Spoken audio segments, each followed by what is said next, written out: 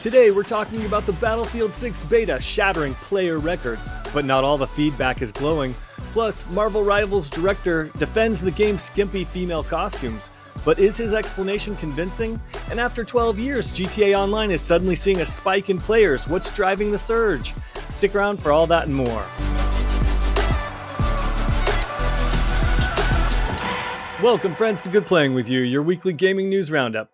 I'm Dan Whitehill, and as always, I'm joined by my devoted duo of Matts, Matt Lord. Hey, how's it going? And Matthew Moulding. Hey now. Before we hit the headlines, one quick note. We are 224 subs away from our goal of 1,000, so if you could kindly hit the like and subscribe button, it would mean a lot. Now, with that out of the way, let's jump into the headlines of the week. First up, Battlefield 6 multiplayer is setting record numbers. I've compiled this story from both PC Gamer and Tom's Hardware, but I want to hear what you guys think about this one. Battlefield 6 multiplayer beta has been absolutely exploding in popularity lately, delivering a historic weekend last weekend for the franchise. The peak concurrent player count on Steam hit an all-time high of 521,000, smashing Call of Duty's previous record of 491,000. It not only ranks Battlefield 6 among Steam's top 20 most played titles ever, but it also marks the strongest beta turnout in Battlefield's history, far outpacing Battlefield's 2024's peak by nearly 5 times. The buzz is real, and it has even translated to investor excitement. EA's stock hit a record high, with analysts raising sales expectations into double-digit millions for fiscal 2026. Of course, the massive turnout came with some growing pains. Reports of widespread cheating, like wall hacks and aimbot-style plays, surfaced as early as the beta did, prompting EA's new kernel-level anti-cheat javelin to block over 330,000 cheat or tamper attempts. Still, some paid cheats reportedly slipped through, according to videos on social media. Beyond the cheating concerns, the beta surfaced performance issues like the super bullet glitch that resulted in extremely fast time to kill and confused players unsure if they'd even had a chance to react. DICE acknowledged the problem and is actively investigating, while promising that the final game will feature a larger, more strategic maps than those seen in the cramped beta areas. Despite hiccups, though, Battlefield 6 has demonstrated remarkable momentum. Rumors say the cost is over $400 million, though, and EA wants over 10 million active players. With the success of the beta, do you guys think they could hit anything close to those numbers? What are your thoughts? Well, I played a little bit yesterday, which might be the B-roll that you're showing, and I'm terrible at it, so I first apologize for what the audience is seeing here on YouTube. It's fun. I would not be able to tell you if someone's a cheater because I get killed so quickly that, as far as I know, everyone's cheating, and I have no idea. I was just dying left and right. I think I got 3 kills over the time period that I played of like an hour. I got to see 2 different stages. I got to see a Manhattan stage and an Egypt stage, I think. And one of the best parts about it that I found is it really looks like a battlefield. Like, there is shit strewn all over the ground. It's different levels of jumping on posts, jumping over fences and stuff, which you do find in Call of Duty. But just the sheer amount of stuff that's there is really quite different than what I've seen in other games. And I do feel like I'm playing a next gen game here. I felt like I was playing a next gen game in Call of Duty as well, but this one is even slightly above from that. What I think it has going for it is it does sound like it is going to be a serious first-person military shooter and not a licensing machine. We've talked about it before. I don't think you're going to be playing against Nicki Minaj and Beavis and Butthead. I think it's going to be straight military the whole time. And I think that's great. And I think that's what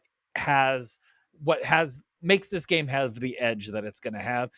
I don't think it's going to hit 10 million. I think that's a nuts estimate, but if it does, that's awesome. And I'd be super happy for them. 10 million's pretty wild. But one thing I wanted to ask, Malding, how was that? Yeah. How was the destruction while you were playing? Was it noticeable? Was it awesome? I don't know if Yeah, so I don't know if it's I only got to play like an hour and change. I only got to play 2 different stages, and I didn't, no buildings fell on me. There was definite destruction, but it was one of the things that I really noticed when there was some destruction going on is I went out and looked at the building and the building still looked intact. So I don't know if those are bugs, if it's just not there yet, if it's just the stage itself. I can't quite judge it yet, but definitely there is destruction. I just didn't really experience any big theatrical set piece type stuff yet. Got it. Yeah, that's what I'm looking for, and I Yeah. would love to be playing the beta, but I'm over here on Linux on my PC, and that kernel level anti-cheat is stopping me from playing this game. So I mean that happens with a lot of Then different. fire up your Xbox. I know. Well, I got fire up the Xbox. That could be the crunchy core tech. I mean, I Yeah. will say I'll probably get the PS5 fired up for this just to have that little Yeah. Can your extra. S handle it? Yeah, I don't know. I The S don't would know. literally incinerate, Burst I'm into afraid. flames. So I will give the beta a shot this weekend, and I know it's definitely getting a lot of hype. I know all the streamers are all about it right now, and I love to see that we're getting some competition again with Call of Duty, and I'm stoked to see that it's seemingly having some pretty good success. So I want to see this keep on rolling, and I'm so with you, Malding. I really hope they stick with true military sim type, stuff and gear and no skins, please. I know they kind of came out and like confirmed that, but like you never know how far that Yeah. really goes. When they So don't we'll make see. enough money for EA, maybe things will change. But you're right. Exactly. Yeah. That's the tone that they were kind of going with. So that is Yes. good. I agree with everything you guys said. So I'm not going to elaborate on it. What I want to know though is Malding. How does it compare Yeah. to multiplayer in Call of Duty? Well, I know Call of Duty better than I know Battlefield, so Call of Duty has that edge there. I'm better at it. I know the guns more. This was only me playing an hour and a half or so, so it's hard to compare it in that way. But like I mentioned before, that environment they look much better. It's very urban, very tight knit streets, very alleyways, lots of different ways to get around, which Call of Duty also has. But I do feel like a lot of Call of Duty are these wide open spaces with lots of emptiness in between points, and that is not this. There is just junk everywhere, and it makes me feel what maybe a Battlefield might actually feel like. So I think it has the edge in that environment. Call of Duty, since I know it better, I have more fun playing it, but maybe after playing Battlefield more and I get better at it and I'm not dying constantly and not getting any kills, maybe I'll feel better at it at that point. Yeah, it's like Nice. getting the edge in Battlefield always seems like such an impossible feat considering there's Yeah. just so many players. I feel like Call of Duty you can really kind of use your like Yeah. movement skills and everything. I feel like Battlefield a lot of the time for me playing in the past ones like Battlefield 1 and all the other previous ones, it's like you just had to get that certain positioning and hope they respawn right over there and you just light them up Yeah. and you're just like fingers crossed, you know. Yeah. Yeah, Well, there's so many people in there, and you spawn in, you can spawn in on one of your teammates, and then all of a sudden that teammate is just instantly in a firefight and you just die instantly. It's tough. And me being a sniper too, I'm looking for those sniper spots. I don't know. Right now Call of Duty has the edge because I know it better. does it pique your interest enough to make you want to purchase it? I not for no.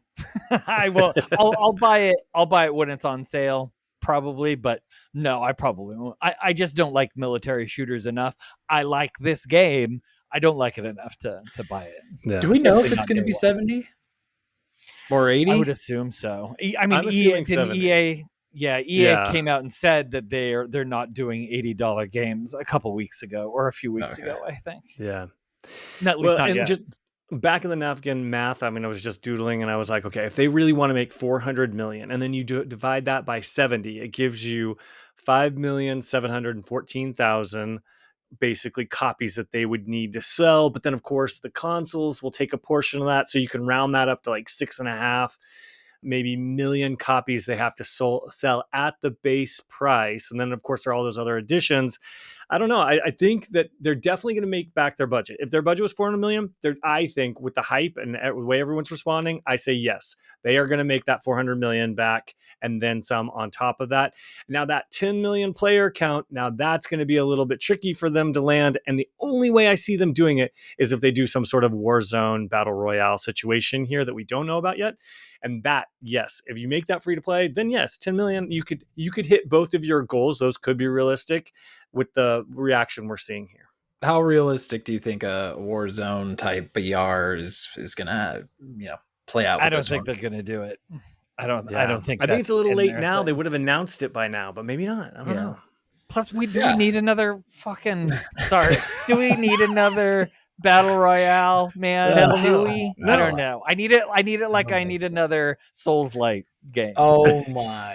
Yeah, please no. I do like the idea of maybe having something free to play on the side just in case, like, I don't know. I can't tell if I'm just fully burnt out of these battle royales. Like, I dropped in Fortnite and I was like, I don't know if I'm having any more fun. I don't know. And so I don't know. Maybe Battlefield's going to be the same, or it could spark it back up. That's where I'm like, do I even want them to experiment with it? Like, maybe it could be cool. And I don't know. I'm very torn.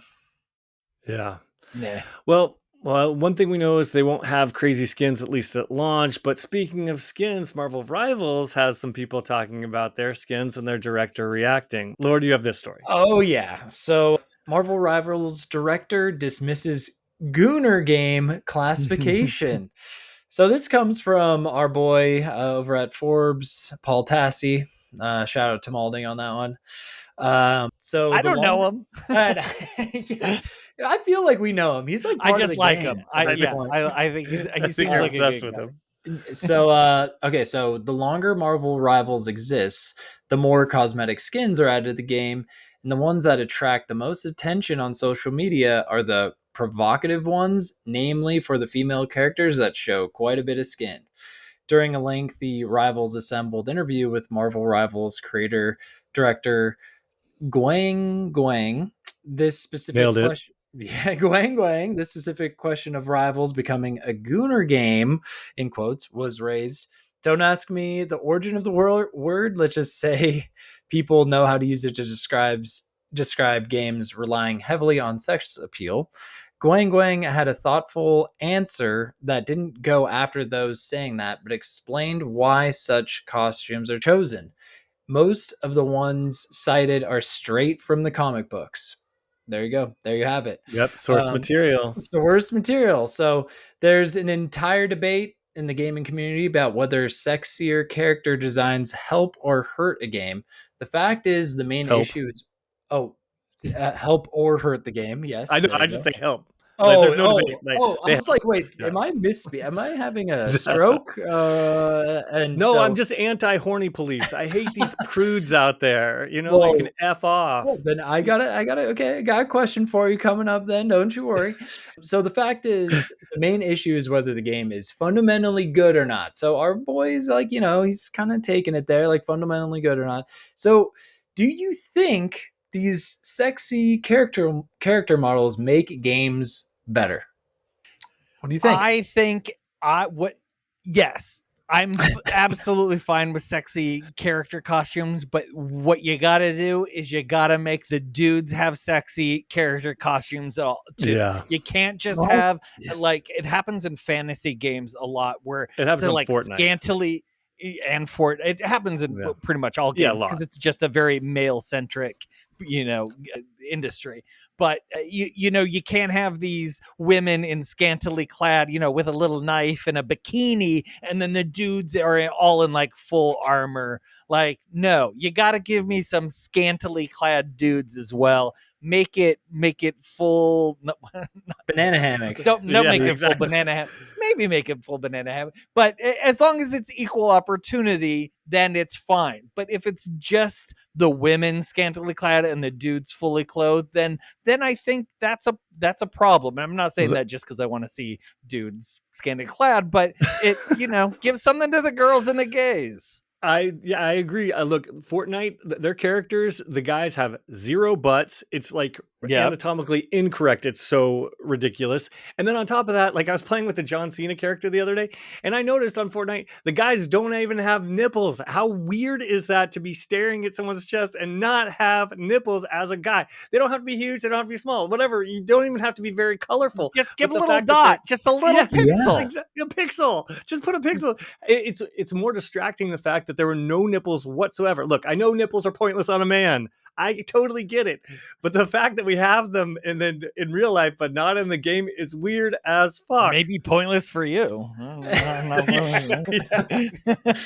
Classic. Well, okay. So also, like, is it fair to just say, like, well, you know, it was back in the comic book days. We're just citing the source material. Like, this isn't a Gooner game. Do you think that's like fair game? I think then? it's absolutely fair, because think about what the players, the people who know the comic books, will see those skins and be like, well, wait a minute, that's not, why did you change the skin? If it was good enough for the comic book, it should be good enough for the game. I agree. And not every game needs sexy skins. On Battlefield, they don't need banana hammocks and G-strings. I totally just with this source material and the content, then I think it makes total sense. So it depends on the platform, but just because something is attractive doesn't mean you have to ban it, prudes. Yeah, well, thank goodness for gooning comic book makers. Yeah, exactly. Absolutely. Yeah. Thank no, it's so like a game. There's that free-to-play Marvel card game that doesn't need scantily clad women and scantily clad dudes on it, but this game doesn't need it either. But it's fun. It's an added bonus for this game that I think works. And goon away. Goon away. I agree. Goon away. Now, if you don't want to be scantily clad, definitely pick up some clothes from our sponsor, Instant Riot. Mulding? This week's episode is brought to you by our friends at Instant Riot. Like every week, Instant Riot is a clothing brand for gamers, pop culture enthusiasts, and everyone in between. And they just so happen to be the official partner for Good Playing With You merch. Go to instantriot.com and enter code FIRSTRIOT for 10% off your first order.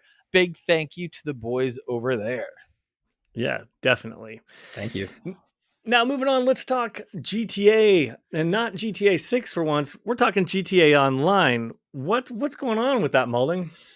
Yeah, thank you, Ethan Gacha Kotaku, for this story. Grand Theft Auto Online just won't stop adding new players. The sun just refuses to set on Grand Theft Auto Online. Even with GTA 6 delayed into next year, the current entry's multiplayer mode is seeing a surprising surge in new and returning players. Rockstar Games' parent company, Take-Two, just revealed the 12-year-old spin-off is 50% more popular than it was last year. Quote, during the quarter, engagement for Grand Theft Auto Online benefited from the record-setting launch of Grand Theft Auto 6 Trailer 2 and the successful release of the Money Fronts Summer Content Pack, which culminated in higher than expected recurrent consumer spending growth, the company announced in its quarterly earnings report this week. We are pleased that new player accounts for GTA Online grew over 50% year over year. The game was the 9th best-selling game of the year so far in June, and that was up from being the 15th best-selling overall in 2024. Even if that number eventually comes down by the end of 2025, it would still be incredible if GTA 5 sold just as well as it had the year prior after more than a decade of being out in the wild. So, boys, what do you think? Is this boost purely because of the GTA 6 trailer, or is GTA Online just so good that it warrants these numbers 12 years after its release? This is nothing but foreplay. People are getting all excited for that. Talk GTA about gooning 6 games. Live. Yeah, exactly. Yeah. They're getting all excited for that GTA 6 Live, that they want to hop in. They want to recreate their, past victories. They want to remember. They want to reminisce. They want to say goodbye and then move on to the next game in the series. And I definitely am guilty of that too. I jump back in so that I could hit level 100 and get that sweet achievement. And because I'm finishing up with this game and I'm ready to move on, it's nothing but foreplay for me, and I'm ready for GTA 6. I'm just shocked. I'm just surprised GTA Online is still getting this kind of attention. Like, in my mind, GTA Online has been a thing of the past, maybe 5 years ago. Like, we're talking, or maybe even longer. It's been out for so long, and it blows my mind that it can still draw on this. uh, like, that's insane. 50% year over year. Like, that is a significant number. I mean, I think you're right. Definitely a lot of foreplay here. Lots of hype for GTA 6. And maybe they know something like you're going to. I mean, do you think you're going to be able to transfer your character from No, GTA 5? No. no, it's gonna be No. all new. Yeah. Okay. But look, it could Uh-huh. also be that this thing hops on Game Pass and PlayStation Plus all the time too. So it could really be a lot of things, sales, that sort of stuff, Yeah. and just foreplay. I mean, it's pretty incredible, though. I mean, just with that UI alone, like I can't even play this game. Just so people are enduring out there and making it work. It's a shocking story. Yeah, maybe the load times are better on PC, but it is on the console. It is not a fun loading game at all, especially if you want to switch from one type of thing to another. Like it just takes forever to get from one to the other. I agree. It's the same thing that happened with Death Stranding. Like when I started playing Death Stranding, one is when 2 came out and there was a big resurgence of Death Stranding 1 player. So I was really concerned that I was not going to have anybody to play off of, but I totally did during my time there. So yeah, that's exactly what it is. I think people are really craving a new experience, and this is just the stopgap between the old and the new, and more power to them.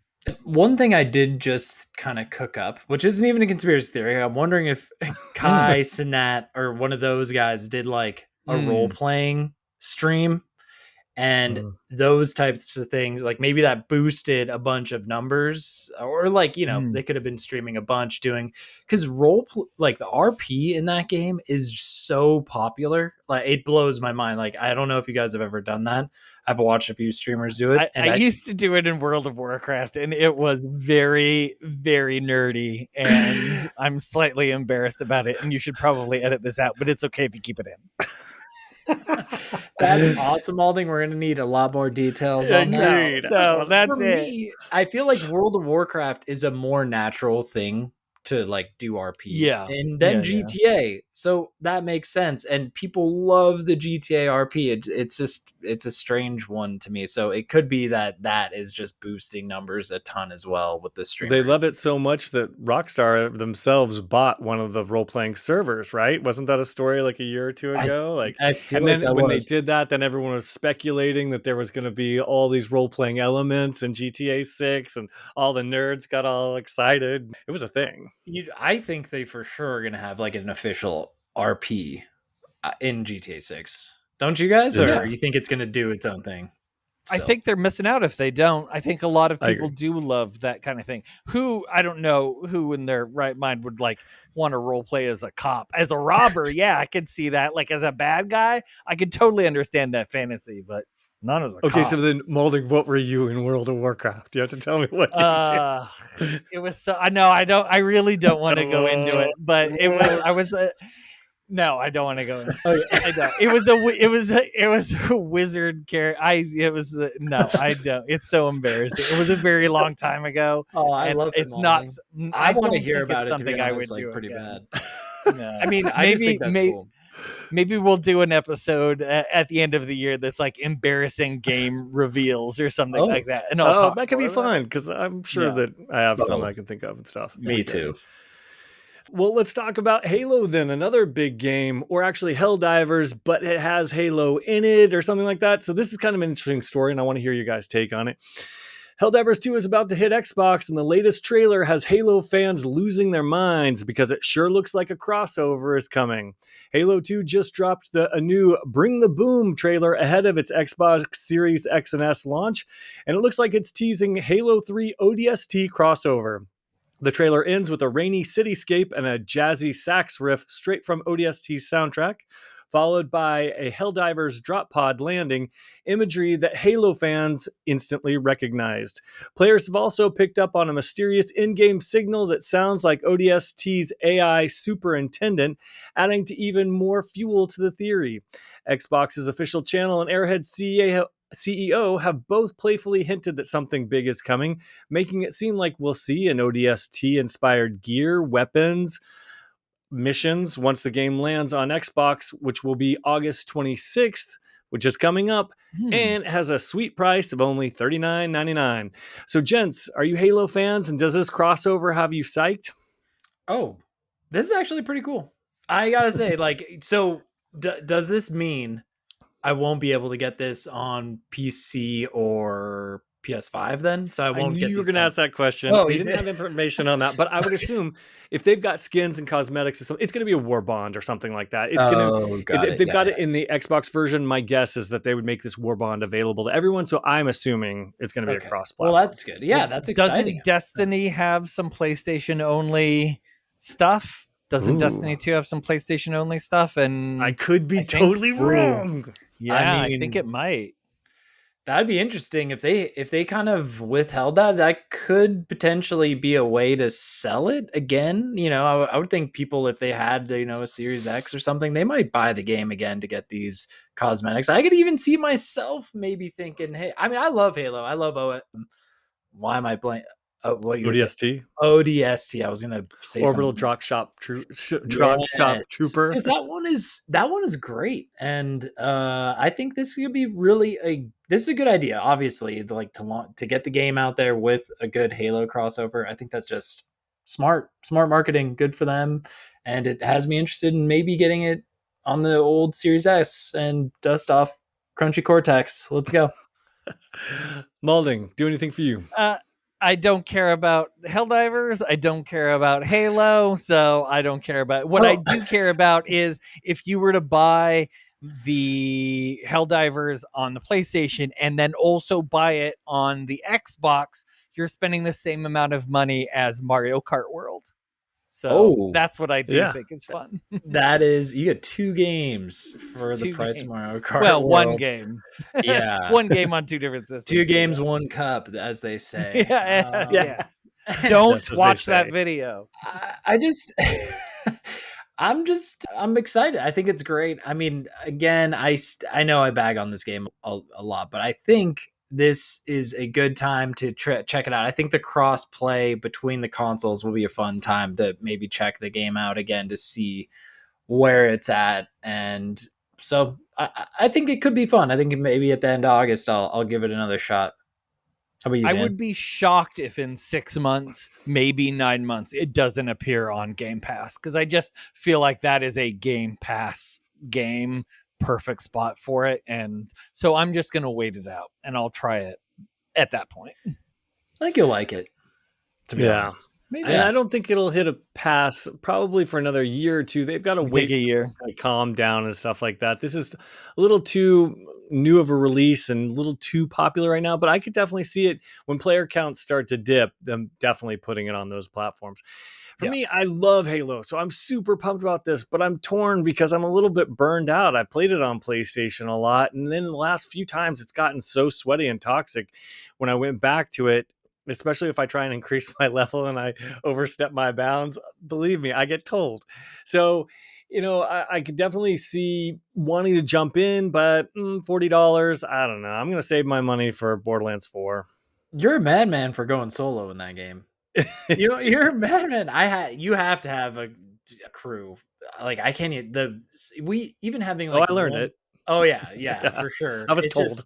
It's definitely a game. That's also the kind of the problem with the game. I feel like you have to have a squad with you, so you need to have those other friends that are willing to pay that money or, you know, get it again. So it's kind of a trappy type of game. You got to have your squad. Unfortunately, all of Dan's friends are right here. Yeah. But I gotta agree, because I will jump into the matches, and more often than not, I will say like 90% of the time, people aren't dropping pins for the team to run to. So I just suddenly take control every time and I start dropping pins. And if I agree with someone, I'll drop a pin next to their pin. And if I disagree, I won't. And people don't like that. No. So Great hand. And yeah. well, I mean, you gotta that's the thing, that it's such a game that you have to have those types of movements really down, and you gotta be Yeah. on the same page. So if you're not there, you're in trouble. Yeah. But I think this is going to be a huge launch for Xbox. It's a huge win for Xbox gamers. I'm super pumped for, like Malding says, more games for more people. I'm excited for them to kind of get to experience it, because it is unique. It is different. It is fun. And it will, you'll get murdered over and over and over, but you'll have a great No time doubt. doing it. Is there sniping in it? Is there a sniping build or anything? There is. You can There get it is. like a certain, it's not like you load with the sniper, you have to get like a special Oh, weapon yeah, drop, that's right. and then you can have a Okay. sniper. But it's tough, because I feel like the bugs are on you. I mean, they just are, Yeah. or the enemies that pop up from everywhere at all times. They're always in your face. You can't like lone wolf it the way you like to and find a I do grassy love a knoll lone to snipe wolf. I dudes. do. Oh, I love it so much. Yeah, you're Yeah. running a lot in that game from bugs. Like they're behind you. I know I've said this a lot, but there's really not in my opinion, there's still not a very good way to stop the bugs from coming at you. You're running until you finally get to a spot where you've mowed down just enough that things are slowing down. But I think once they figure out exactly how to, fix that, then like I think the players will surge even more. Like that was my biggest problem with the game. Yeah. It'll be interesting to see if that game has any changes like that in the future. And speaking of games that are changing, Wuchang Fallen Feathers. Lord, you have this story for us. Yes, I do. So Wuchang Fallen Feathers has made certain bosses and NPCs unkillable following backlash in China. So this is from the gamer's Joshua Robertson, detailed by From Software content creator and Souls-like enjoyer Lance McDonald. It now appears as though several historically relevant bosses will no longer die when they're beaten, and instead will become exhausted after the fight and remain alive. On top of that, new dialogue has also been added to accommodate the change, making large parts of the game's story completely null and void. On top of that, several of the game's human NPCs can't be killed either, as they're now non hostile when you run into them. Unsurprisingly, this has made large chunks of the game much easier, including the majority of Chapter 4, which sees the Shu Sanctum fill with feathered enemies and hostile humans that you need to contend with. It's claimed that these changes have been made thanks to the backlash received from Chinese players, as fans concerned with the country's history are apparently upset that you can kill prominent figures from the Ming Dynasty. It's also being reported that a pray emote given to the player by a Portuguese Christian character has been removed too. So, what's our take on this? Is this blatant censorship, or should there be more sensitivity towards Chinese history in certain games like this?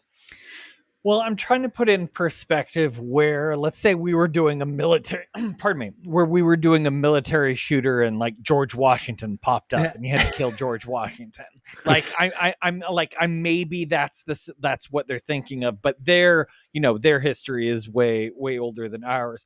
That wouldn't I don't think that would bother the majority of US citizens, but that's not the same culture as the culture over there. So I think you do have to be somewhat sensitive to the culture that game is representing. It sucks. It sucks that they didn't think about that beforehand and that they had it and now they taking it away from people. I think maybe if that was it from the very start, there would be no outrage on it at all, because that's just how the game is. One of the not best things, but one of the very interesting things about the Soulsborne games is you can kill those NPCs and you there are repercussions throughout the story if you do. It changes the story. You can pick up special items from those NPCs. It adds something to the game to be able to do those things. So to have that and then to take it away is a bummer. But I do think that there is some cultural sensitivity that you just deal with, and that's okay, in my opinion. Yeah, I'm experiencing deja vu here, because didn't we just do this story about 6 months ago, and it was Assassin's Creed and people were smashing Yes. temples, and all of a sudden they had to change their game. So I'm just surprised that the Wuchang Falling Feathers team didn't take a note from what happened to Ubisoft's game and think, whoa, like, like if Ubisoft got in trouble for just smashing a temple, and what they're doing seems even a little bit more extreme with real historical characters, I think the workaround that they found is good. But they should have done that from the beginning. Like, clearly, they should have seen this coming, and it's unfortunate. But look, if they're facing, backlash, and if people are offended and it is offending a culture, then you got to change it. I just think, they should have seen it. Totally. I agree with you both. I totally think it's right. That was what it was in my head, Malding. I'm like, killing George Washington. How would I feel about that? Is that something that would be, way a little too heavy on my mind? I might even be right. It might be closer to killing religious figures. Like, I don't know the culture well enough and the story well enough to be able to judge that. So George Washington might even be really low on the totem pole of the comparison. But one thing to consider, though, Wuchang was developed by Lienzi and 505 Games, but Lienzi is a studio based in China. So they're like that's Chinese. Interesting. So yeah, because that is interesting. Yeah, I think that they really should have known. But at the same time, it's who's telling the story. Like, if it's an American game where we're crushing buildings and killing historical figures, I'm probably not going to be as offended as if it were another country telling a story about America. Yes. And then I would feel like they're killing us. Oh, then I would be offended. Yeah. But so it's interesting that it's their own country and they're offended. So that is interesting. It's an interesting tidbit. I mean, you hate to see, I don't know. I'm torn at the same time, because it's like there so many things you could be upset about these days, and it's just hard for everything to get then changed again. That's the one thing you don't really want to happen. But I think in this case, like you're saying, Malding, hey, this could be way more significant than we may know. Obviously, we're not Chinese citizens, so it could hit very hard. And I'm really surprised. Dan, you brought up the good point about Assassin's Creed. I'm surprised they didn't do more, vetting of what kind of content they were going to have in the game and what that might, be. Maybe they're just not play testing enough. Maybe it's a whole thing. But I thought it was an interesting story and something that I could see happening more so as time goes on, because I could see this happening more frequently. I'll say that this is the only Wuchang news that we've had since the release. So maybe they're doing it because they're like, no one's talking about this game. Let's get people talking about it a little bit. There we go, I don't. Obviously, I don't. I like the conspiracy. This is Lord level conspiracy theory. I love this because they're like, let's make this up. Yeah, because I played it. It came out on Game Pass and with a whisper. Like, I saw no ads about it. It just popped up in my Game Pass list.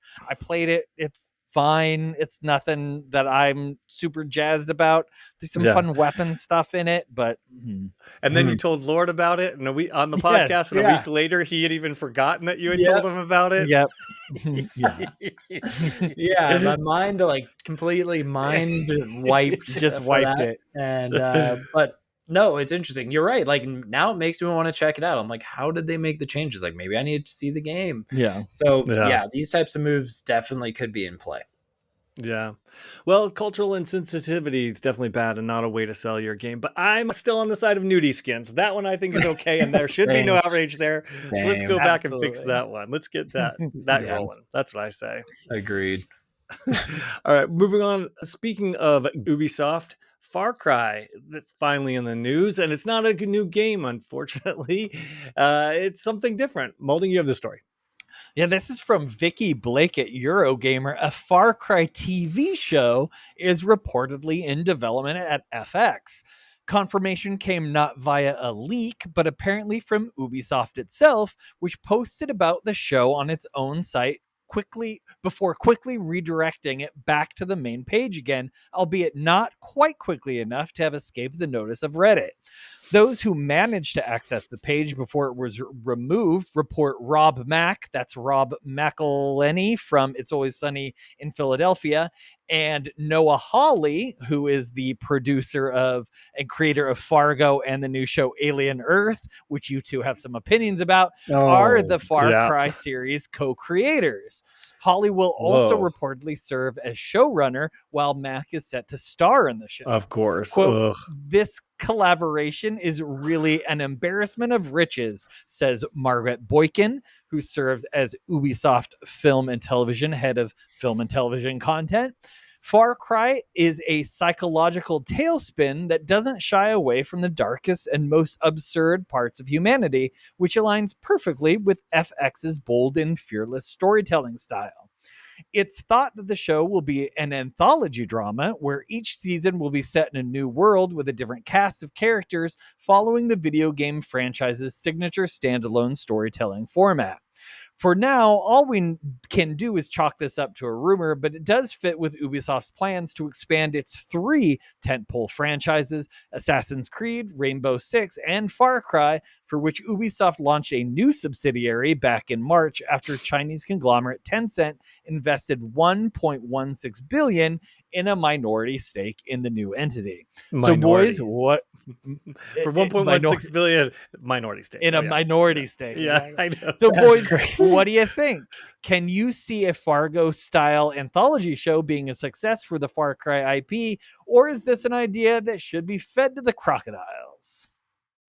Oh man, I'm so pumped. There's so much to unpack here. This is such a good one because, look, the Far Cry games, they're not going to win any awards, but they truly are comfort food and fun to play. And as much as I bag on them, and I know I do, I buy each and every one and I play the shit out of them. So I'm super pumped for this. I know I was bagging on Rob or McElhenney or whatever when you were reading earlier, but if he has intelligence, and I'm sure he does, he will be playing Voss or a villain or somebody great. So, I could see him definitely going there. Okay, at first I was just like, I don't know about this TV show, anthology, whatever. And then you said 2 little letters that changed my mind, and that's F and X, because who doggy do they make some great stuff, even if Aliens isn't quite hitting the way Lord and I wanted to, but they have big budget prestige level TV that is really impressive. And you've got to say, at least Aliens visually looks very, very impressive. But the rest of their shows are no slouch too. So if this is really going to happen, and then that's the third part I want to talk about. Like it was ticking down really quickly. So is this real? Is it not real? Or did they announce it too early? Are they still making the deal? Could this fall through? Oh man, this is really an interesting to watch because I do love this property. If done with FX and done correctly, this could be really cool. It could be like an adventure set, like an action version of American Horror Story, where you get a different island, a different place, different enemy, different story every single time. And if they're able to do it like that with a huge budget, man, I am in, because that sounds so cool. But anything less than the best pieces, the Noah Hawleys, the FXs, and all that sort of stuff, and you could end up with a total turkey. And I agree with you there, Dan. And the thing that I am hoping for this series is that, having Rob Mack join this cast, I don't want it to be wishy-washy, a comedy blend with action. I want it to be one or the other. Like, good point. Yeah, I do not want it to. I seriously, I think I'm not liking comedy at this point. I'm like, please, no more comedy. I just want it to be everything to be like serious, and it just, because I don't know, maybe it's like the Guardians of the Galaxy effect. We just need like sincerity. We need, if it's going to be an action, like intense action, I would love that. Like, just take that all the way. Like, we don't need all the little, quips and funny little humors. Like, just please take it in one direction. Or if they want to do a comedy, make it all comedy. Like, we don't need to, I don't want the wishy-washy stuff. Just give me the straight genre, please. Well, I think Noah Hawley Fargo is an incredible anthology Yeah. series show. Very serious. It is, there are some comical elements to it, Sure. but it's not a quippy show by any stretch of the imagination. Totally agree. Legion is a fantastic show as well. At least the first season. The second season falls off a little bit. Agreed. But the first season of Legion is really incredible. Mhm. So, and I haven't started watching Alien yet. I'm gonna wait until it's all out. But I have a lot of faith in Noah Hawley as a producer. I agree with you on that, on the Rob Mack. Like if it's a what's his name, the guy, Deadpool guy, if it's that sort of like quippy junk, no, I am not interested in that at all. I do want it to be serious too. I think it's a great, if they follow the games, which would be really interesting if they actually took characters from the games and had Voss, because those villains are extremely memorable from every one of those games. Even the bad one that had what's his name from Breaking Bad, who played the bad guy in the last one. Like they are all really memorable villains. Giancarlo Esposito. Yes, that guy. So that would be really exciting to see how they would do it. If it's, I don't know. A lot of people involved in it. We'll see how it is. I think it's fun, and I'd be into it. Do you think they start with Far Cry 3 then? If that would be like the first setting? They have to. They have probably, to, yeah. Because Voss is just such an iconic villain. If they were to follow the games and not do a brand new. That would be like the most recognizable, I think, for them to go with. I mean, we've talked about it multiple times, Dan and I have, about what a great story that is in Far Cry 3. The evolution of the protagonist going from the beginning of being like this stupid frat boy to being like a hardened adventurer at the end. Like that is a great story that I'd love to see on television. Agreed. Yeah. And it had some twists and turns where he like had to pretend to be a soldier and torture his brother, and his brother couldn't say that it was him, and they were watching him the whole time. It was so good. Yeah, I think that you're right. You guys are 100% nailed it. Like that tone has to be very serious. And the other thing is, I'd love to see some gore.